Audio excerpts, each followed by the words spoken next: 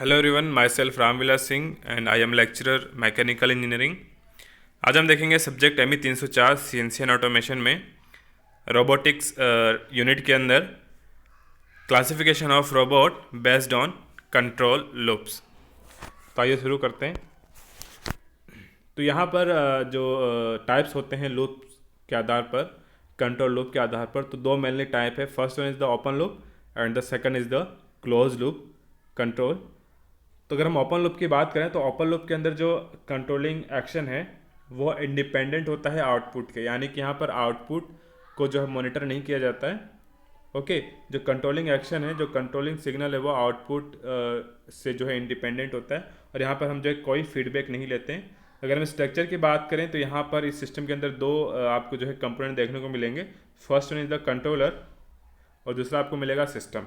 Okay, तो क्या system होता है, यहाँ पर जो प्रोसीजर होता है कि यहाँ से जो इनपुट सिग्नल जो है दिए जाते हैं कंट्रोलर को, और कंट्रोलर इसके बाद एक जो है कंट्रोल सिग्नल भेजता है सिस्टम को, और ये जो सिस्टम वो इस सिग्नल के अकॉर्डिंग जो है कार्य करता है और यहाँ पे जो हमें जो आउटपुट प्रदान करता है।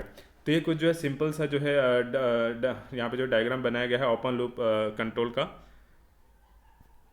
तो यहाँ पर जो है फीडबैक लूप यहाँ जो है नहीं होता है, ऑपरेट्स विदाउट फीडबैक लूप, और ये जो है सिंपल है and this is the less expensive. लेकिन यहाँ पर इसके रहता है कि जो एक्चुएटर है वो यहाँ पर जो हमें इफेक्ट चाहिए वो प्रॉपर इफेक्ट यहाँ पर नहीं दे पाए। क्लियर? जैसे मान लीजिए आपने जो है रोबोट के अंदर प्रोग्राम के अंदर सेट किया हुआ है कि रोबोट का जो एंड इफेक्टर है वो एक ये जो है प्री डिफाइंड लोकेशन पे पहुँचे, लेकिन क्या होता है कि अगर ओपन लूप है तो हो सकता है कि एक्चुएटर उस लोकेशन तक नहीं पहुंचा पाए एंड इफेक्टर को। एक्चुअली हम क्या करते हैं कि हम जो है कंट्रोलर को पैरामीटर इनपुट करते हैं, हम जो है कमांड भेजते हैं, या तो हम जो है टीच पेंडेंट के थ्रू भेजेंगे, या तो हम जो है प्रोग्रामिंग के थ्रू ये जो है पैरामीटर इनपुट करेंगे। ओके, या फिर जो है जॉयस्टिक की सहायता से हम जो है पैरामीटर इनपुट करेंगे। तो हम जो है पैरामीटर इनपुट करते हैं कंट्रोलर के अंदर, और कंट्रोलर फिर क्या करता है, कंट्रोलर सिग्नल सेंड करता है किसको, एक्चुएटर को। एक्चुअली एक्चुएटर क्या है, actuator are the motors. Actually actuator क्या है, मोटर होता है। ओके, या तो वो रोटेटरी मोशन करेगा या तो वो जो है लिनियरली मोशन करवाता है जॉइंट को।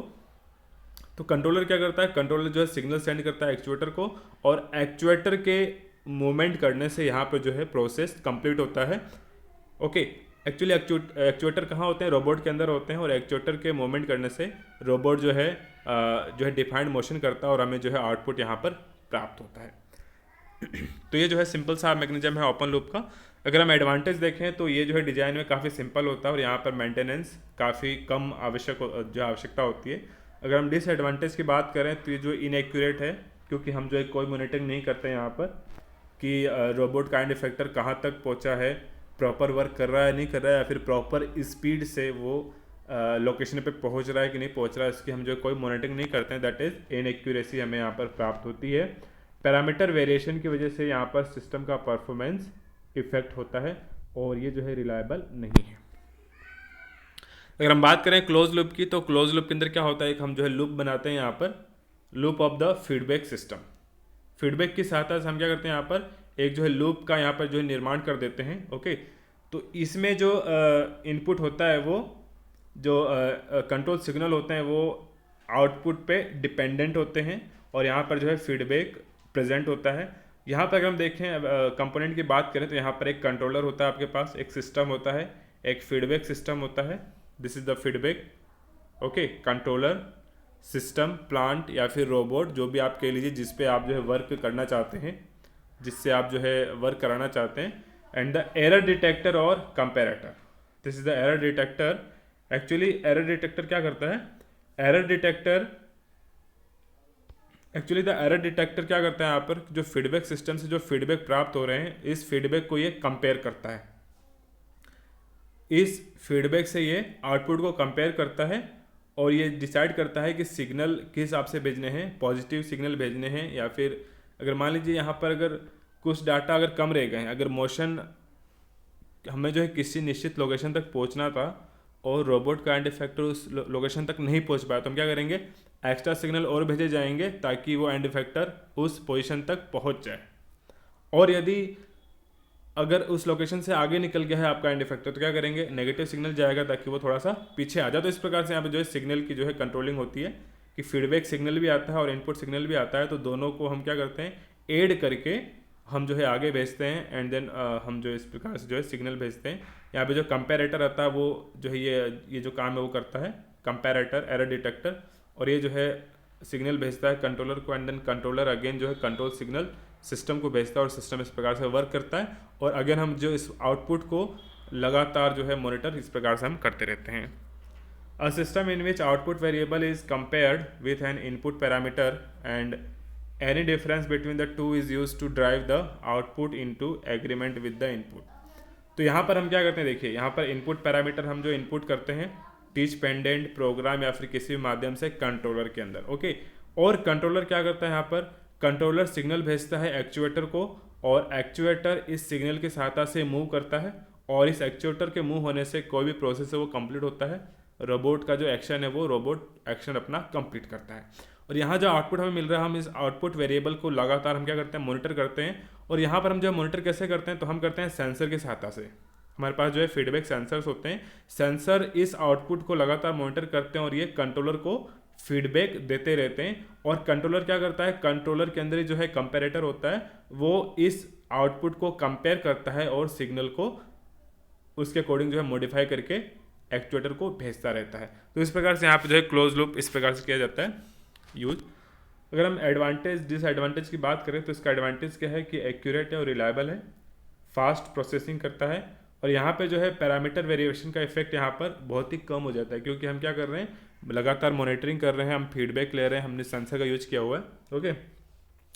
And what is the disadvantage, यहाँ पर डिसएडवांटेज ये है कि इसकी जो डिज़ाइन है वो काफ़ी कॉम्प्लिकेटेड होती है और ये जो है कॉस्टली भी होता है, ओके।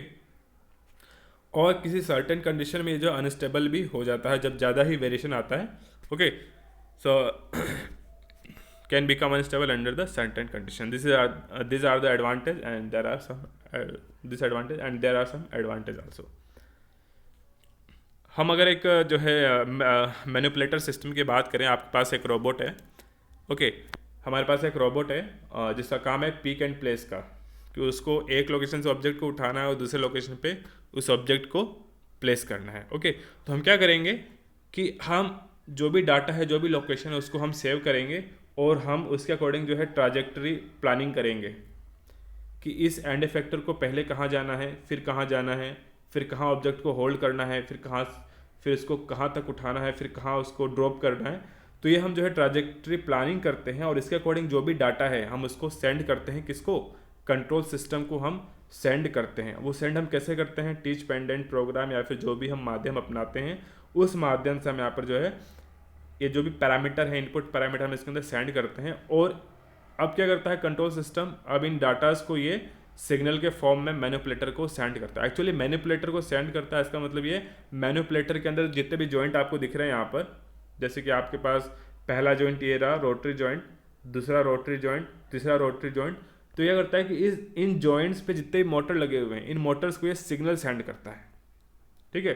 जैसे मान लीजिए कि मुझे मूवमेंट कराने के लिए मुझे इस लोकेशन पर, इस जॉइंट पे जो मोटर है उसको मुझे 30 डिग्री मूव कराना है, तो क्या होगा, ये जो सिस्टम है वो सिग्नल भेजेगा इस मोटर को ताकि वो 30 डिग्री घूम जाए, ओके। तो इस प्रकार जो है सिग्नल भेजे जाते हैं एक्चुएटर्स को और एक्चुएटर्स के मूव करने से यहाँ पर जो मैनिपुलेटर अपना फंक्शन यहाँ पर कंप्लीट करता है, ओके।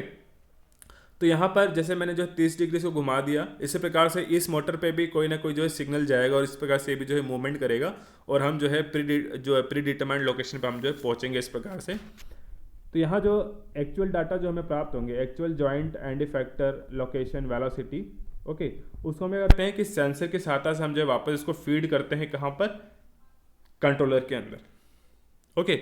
अब ये जो कंट्रोलर क्या करता है, कंट्रोलर इस आउटपुट डाटा को इनपुट से कंपेयर करके रीडिसाइड करता है कि अब जो सिग्नल जाएगा उसकी जो स्ट्रेंथ क्या रहेगी, उसको मॉडिफाई करके और जो है सिग्नल भेजे जाते हैं लगातार। ये जो प्रोसेस है वो लगातार होता रहता है, ओके।